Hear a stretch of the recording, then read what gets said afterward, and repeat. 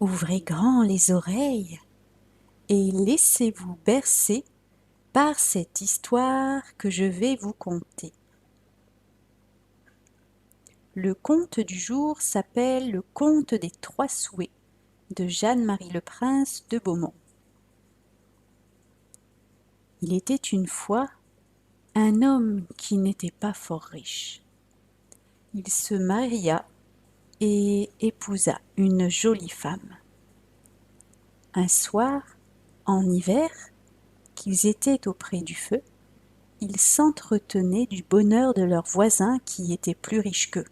« Oh, si j'étais la maîtresse d'avoir tout ce que je souhaiterais, dit la femme, je serais bientôt plus heureuse que tous ces gens-là. »« Ah, et moi aussi, dit le mari.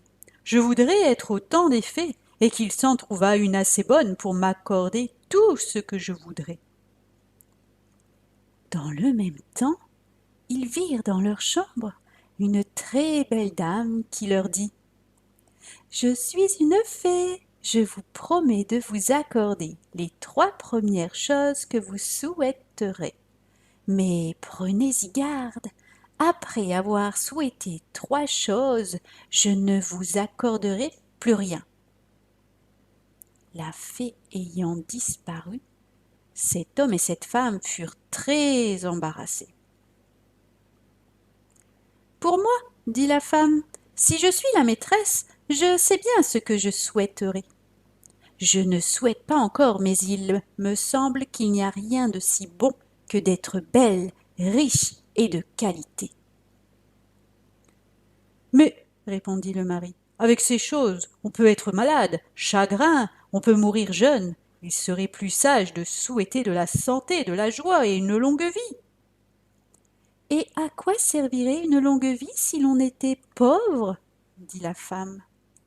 Cela ne servirait qu'à être malheureux plus longtemps.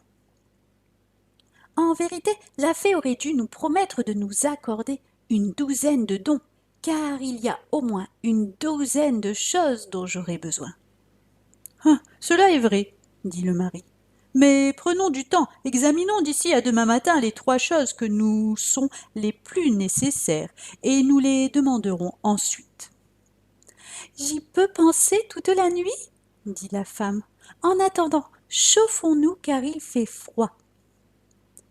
En même temps, la femme prit les pincettes et raccommoda le feu. Et comme elle vit qu'il y avait beaucoup de charbon bien allumé, elle dit sans y penser « Oh, voilà un bon feu. Je voudrais avoir une aune de boudin pour notre souper. Nous pourrions le faire cuire bien aisément. » À peine eut-elle achevé ces paroles qu'il tomba une aune de boudin par la cheminée. « Oh, peste soit de la gourmande avec son boudin, dit le mari. Ne voilà-t-il pas un beau souhait? Nous n'en avons plus que 2 à faire. Pour moi, je suis si en colère que je voudrais que tu eusses le boudin au bout du nez. » Et dans le moment, l'homme s'aperçut qu'il était encore plus fou que sa femme, car par ce second souhait, le boudin sauta au bout du nez de cette pauvre femme qui ne put jamais l'arracher. « Oh, que je suis malheureuse !»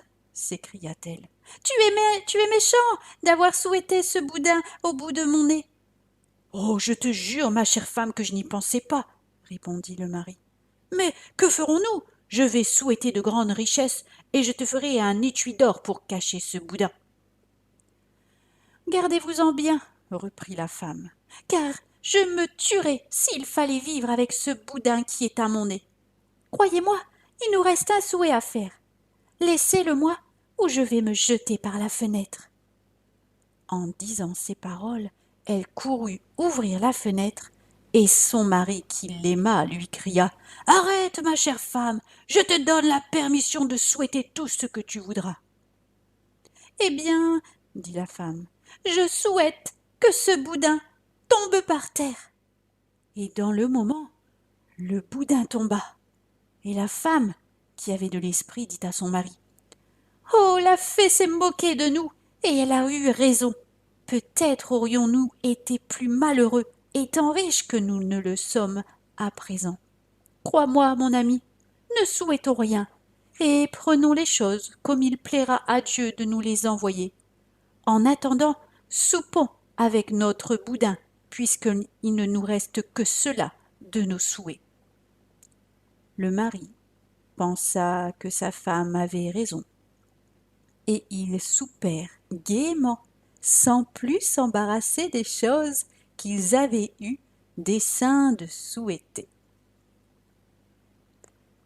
Ainsi se termine ce conte.